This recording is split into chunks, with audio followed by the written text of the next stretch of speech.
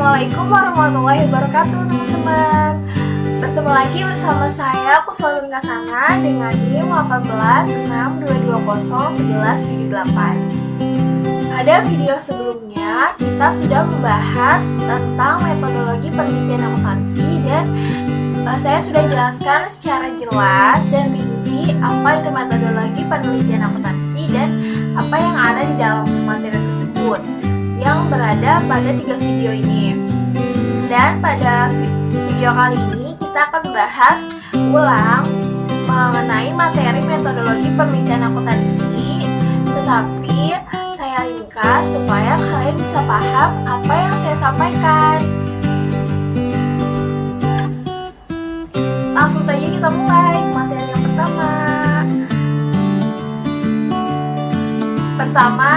apa itu metodologi penelitian akuntansi? Metodologi penelitian akuntansi ini adalah metode ilmiah yang digunakan untuk memahami sesuatu fenomena yang berhubungan dengan akuntansi atau masalah dengan menggunakan data, sampel, atau populasi, baik analisa kuantitatif dan kualitatif. Dan tujuan dari penelitian akuntansi ini adalah untuk mendapatkan suatu rumusan hasil dari suatu penelitian melalui proses mencari, menemukan, mengembangkan, serta menguji suatu pengetahuan. Dan menurut jenis datanya, penelitian akuntansi dibagi menjadi 2, yaitu penelitian kuantitatif dan kualitatif. Pada penelitian kuantitatif ini dan kualitatif terdapat perbedaan-perbedaan dari proses penelitian, responden, instrumen, dan tujuan penelitian. Pada proses penelitian pada penelitian kuantitatif yaitu dari deduktif hingga induktif. Deduktif sampai induktif ini dari sesuatu yang umum menuju sesuatu yang khusus. Sedangkan metode penelitian kualitatif itu jenis proses penelitiannya menggunakan induktif, yaitu dari sesuatu yang khusus menjadi sesuatu yang umum yang menghasilkan teori baru. Sedangkan pada responden atau objek penelitian pada penelitian kuantitatif itu respondennya banyak. Contohnya, misalnya para kantor akuntan pabrik dengan karakteristik karyawan berumur 25-55 tahun dan telah bekerja 1 tahun. Jadi populasi pada penelitian kali ini adalah para karyawan kantor akuntan pabrik. Dan sedangkan pada responden atau objek penelitian pada penelitian kualitatif ini hanya 1.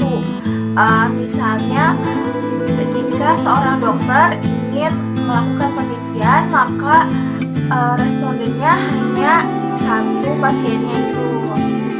Dan pada tujuan penelitiannya metode kuantitatif ini hanya ingin mengkonfirmasi kembali penelitian sebelumnya, sedangkan metode kualitatif ini mengeksplorasi karena menghasilkan teori-teori yang baru. Sedangkan pada instrumen metode kuantitatif ini menggunakan kuesioner dan lain sebagainya. Sedangkan pada metode kualitatif itu peneliti itu sendiri.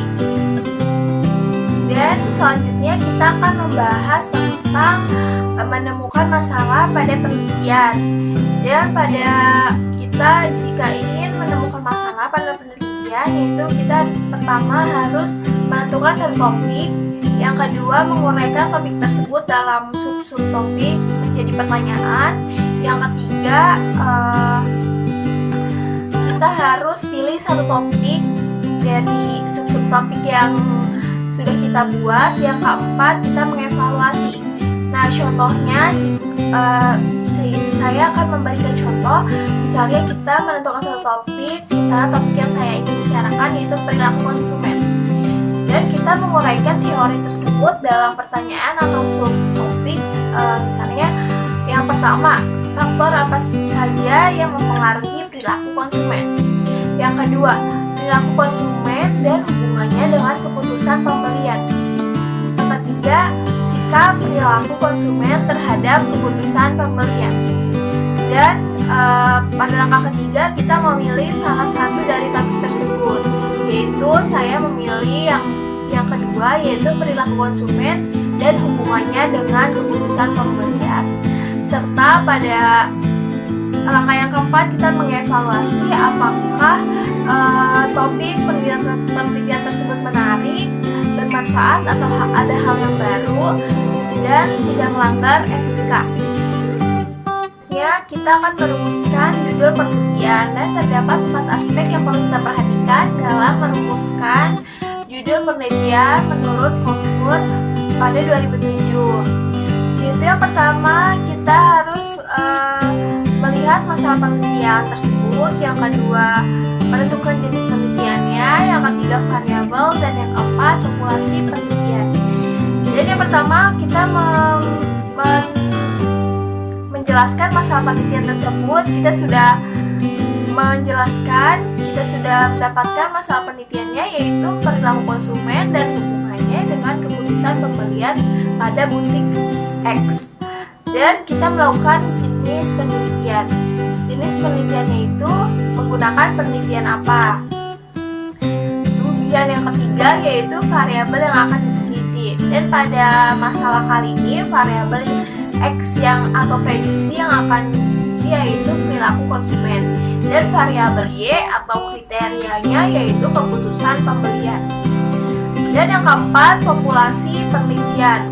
Populasi penelitian pada masalah kali ini yang kita bahas sekarang yaitu konsumen yang ingin berbelanja pada butik X. Itu adalah langkah awal yang kita lakukan untuk melakukan penelitian. Selanjutnya, kita akan membahas tentang teori, konsep, dan perumusan hipotesis. Pada landasan teori ini, kita menguraikan dengan jelas kajian pustaka yang menimbulkan gagasan dan mendasari penelitian yang akan dilakukan.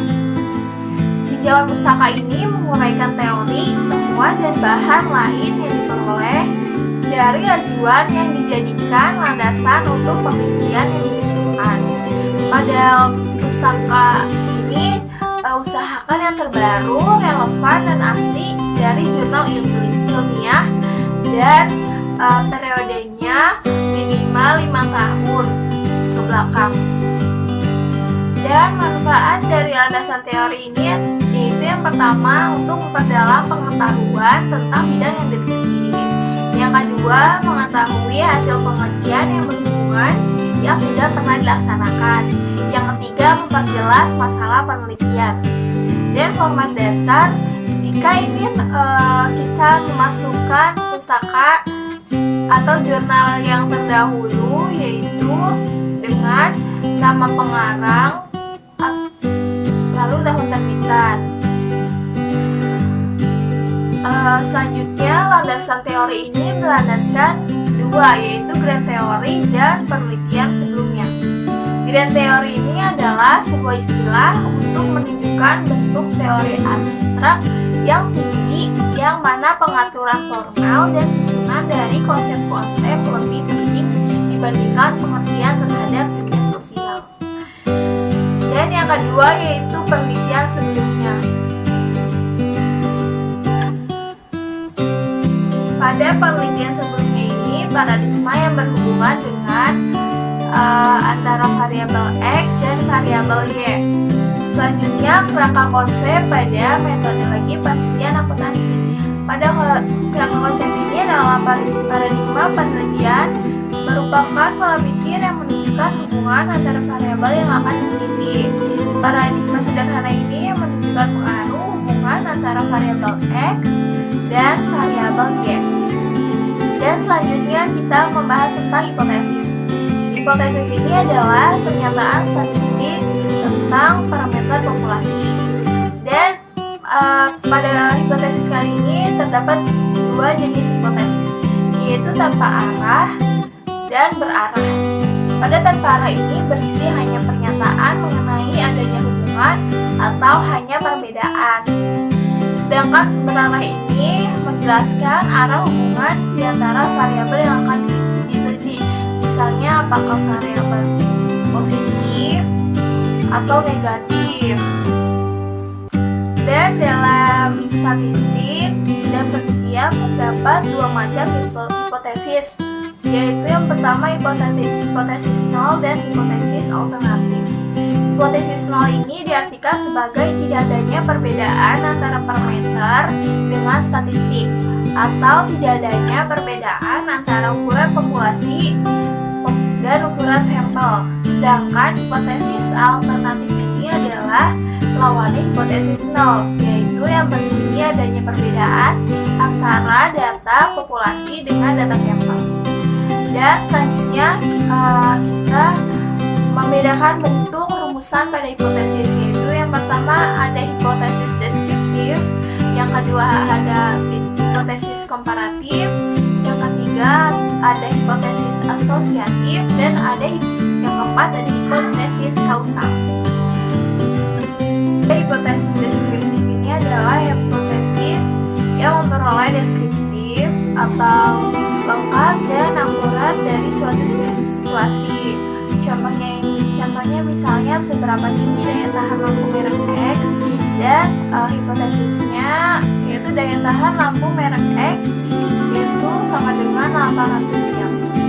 Jadi dijelaskan langsung secara akurat berapa ketahanan lampu tersebut. Dan yang kedua ada hipotesis komparatif. Hipotesis komparatif ini adalah hipotesis yang bersifat membandingkan. Contoh dari hipotesis komparatif ini misalnya apakah perbedaan kualitas audit kantor akuntansi publik Big Four dan non Big Four. Dan hipotesisnya misalnya tidak terdapat perbedaan kualitas audit KAP Big 4 dan non Big 4, atau kualitas audit KAP Big 4 lebih rendah dibandingkan KAP non Big 4, atau kualitas audit KAP Big 4 lebih tinggi dibandingkan KAP non Big 4. Dan hipotesis selanjutnya itu hipotesis asosiatif. Hipotesis asosiatif ini adalah penelitian yang berusaha mencari satu variabel dengan variabel yang lain. Dan pada hipotesis selanjutnya itu hipotesis kausal atau sebab akibat. Hipotesis ini adalah yang menunjukkan dua variabel atau lebih pada hipotesis tersebut. Selanjutnya kita akan membahas desain penelitian pada metodologi penelitian akuntansi. Desain penelitian ini adalah rancangan penelitian yang menjelaskan berbagai cara yang digunakan untuk menjawab permasalahan penelitian, yaitu dari populasi dan sampel, jenis data, definisi operasional, serta metode analisa data. Dan pada definisi operasional ini adalah cara mengukur variabel dengan menggunakan berbagai skala. Dan macam-macam dari skala pengukuran pada definisi operasional ini, yang pertama ada skala interval. Skala interval ini adalah skala untuk mengukur sikap dan biasanya jawabannya dari sangat setuju sampai sangat tidak setuju. Dan skala yang kedua yaitu ada skala ordinal. Skala ordinal ini adalah skala yang memiliki makna rating, yang jawabannya biasanya juara 1 sampai juara selanjutnya. Contoh dari skala ordinal tersebut. Dan yang ketiga adalah skala nominal. Skala nominal ini adalah skala di mana angka tidak memiliki makna. Contohnya pada pria atau wanita, hitam atau putih. Dan selanjutnya ada skala rasio. Skala rasio ini adalah skala yang berupa data rasio. Skala ini skala yang paling tinggi dalam skala pengukuran. Contohnya, misalnya kita akan menghitung ROA, Return on Asset. Selanjutnya kita akan membahas tentang populasi teknik sampling. Pada populasi teknik sampling ini terdapat populasi dan sampel. Populasi adalah keseluruhan dari subjek penelitian, sedangkan sampel adalah sebagian dari populasi tersebut. Dan pada teknik sampling terdapat teknik pengembalian sampel. Secara sistematis, teknik sampling ini dibagi menjadi dua, yaitu probability sampling dan non-probability sampling. Pada probability sampling ini terdapat juga simple random sampling, yang kedua proportion Strafford random sampling, yang ketiga dispersion Strafford random sampling, yang keempat area atau cluster sampling. Dan pada non-probability sampling terdapat sampling sistematis, sampling kuota, sampling aksidental, sampling purposive sampling, sampling jenuh, dan snowball sampling. Dan pada teknik sampling yang sudah saya jelaskan tadi, sudah saya jelaskan pada video yang kedua secara rinci dan jelas. Jadi di sini kita hanya mengulas kembali apa inti atau pokok yang ada pada teknik sampling tersebut. Pada probability sampling terdapat simple random sampling ini adalah yang dimaksud simple itu kan sederhana, karena pengambilan sampel tersebut, pengambilan sampel anggota populasi dilakukan secara acak tanpa memperhatikan strata yang diadakan pada populasi itu. Sedangkan proportional Strafford random sampling ini adalah teknik yang digunakan bila populasi mempunyai anggota atau unsur yang tidak homogen dan berstrata secara proporsional. Dan yang ketiga ada disproportional Strafford random sampling. Pada teknik ini digunakan untuk menentukan jumlah sampel bila populasi atau strata tetapi kurang proporsional. Dan yang keempat ada cluster sampling atau area sampling. Teknik ini menentukan sampel bila objek yang akan diteliti atau sumber data sangat luas. Ini ada non-probability sampling. Pada non-probability sampling ini ada yang pertama ada sampling sistematis. Sampling sistematis ini adalah teknik penentuan sampel berdasarkan urutan dari anggota populasi yang telah diberi nomor urut. Dan yang kedua ada sampling kuota. Sampling kuota ini adalah teknik untuk menentukan sampel dari populasi yang mempunyai ciri-ciri tertentu sampai jumlah atau kuota yang kita inginkan. Selanjutnya ada sampling aksidental. Sampling aksidental ini adalah teknik penentuan sampling yang berdasarkan kebetulan. Misalnya jika kebetulan bertemu dengan orang atau jika bertemu dengan peneliti, lalu peneliti tersebut bertanya dengan orang tersebut yang kebetulan bertemu pada peneliti. Yang keempat ada sampling purposive, yaitu teknik penentuan sampel dengan pertimbangan tertentu. Yang kelima ada sampling jenuh, yaitu teknik penentuan sampel bila semua anggota populasi digunakan sebagai sampel. Dan yang sampel yang terakhir yaitu snowball sampling.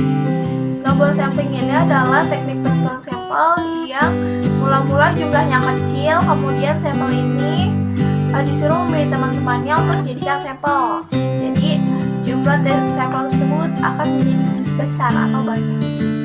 Kita berada pada materi yang terakhir yaitu teknik analisa data. Analisa data ini dalam penelitian menggunakan statistik, dan ada dua macam statistik yang digunakan untuk menganalisa data dalam penelitian, yaitu ada statistik deskriptif dan statistik inferensial. Pada statistik inferensial ini terdapat dua juga, terdapat statistik parametris dan statistik non-parametris. Dan pada statistik deskriptif ini adalah statistik yang digunakan untuk menganalisa data dengan cara mendeskripsikan atau menggambarkan data yang telah terkumpul sebagaimana adanya tanpa bermaksud membuat kesimpulan yang berlaku umum atau generalisasi. Dan statistik yang kedua yaitu ada statistik inferensial atau sering disebut juga statistik induktif atau statistik probabilitas. Pada statistik teknik ini yang digunakan untuk menganalisa data sampel dan hasilnya diberlakukan untuk populasi. Statistik inferensial ini digunakan bila sampel diambil dari populasi yang jelas, dan teknik pengambilan sampel dari populasi itu dilakukan secara random yang disebut statistik probabilitas. Karena kesimpulan yang diberlakukan untuk populasi berdasarkan data sampel itu sebenarnya bersifat peluang atau probability. Selanjutnya kita akan membahas dari cabang dari statistik inferensial, yaitu statistik parametris dan non-parametris. Pada statistik ini digunakan untuk menganalisa data interval atau rasio, sedangkan pada statistik non-parametris digunakan untuk menganalisa data nominal dan non-nominal. Selesai juga materi yang telah saya sampaikan. Semoga kalian bisa paham apa itu metodologi penelitian akuntansi, dan jika kalian ingin tahu secara jelas dan rinci, kalian bisa tonton video saya sebelumnya. 3 video ini mungkin itu saja yang bisa saya sampaikan. Semoga video ini bisa terbantu untuk kalian melakukan penelitian. Itu saja video yang dapat saya sampaikan, kurang lebihnya mohon maaf. Wassalamualaikum warahmatullahi wabarakatuh.